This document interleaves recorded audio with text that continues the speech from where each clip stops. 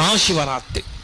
మహాశివరాత్రి అన్న తిథికి ఉన్న గొప్పతనం ఏమిటంటే అర్ధరాత్రి 12 గంటల వేళ కటిక చీకట్లో శివలింగం ఆవిర్భవించింది. మనకి ఇటుపక్క ఏ దేవాలయాల్లోనూ లింగోద్భవమూర్తి ఉండదు.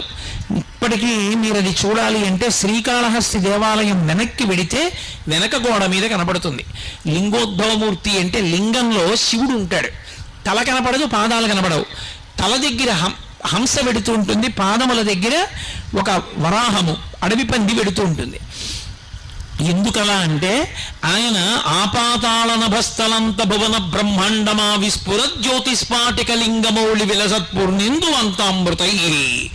కటిక చీకట్లో ఒక జ్యోతిస్తంభం ఏర్పడింది. చీకట్లో అంత పెద్ద జ్యోతిస్తంభం లేచిందనుకోండి, ఎంత వెలుతురు వస్తుంది. లోకం అజ్ఞానంలో ఉంటే అజ్ఞానపు చీకట్లు పోకార్చడానికి అంత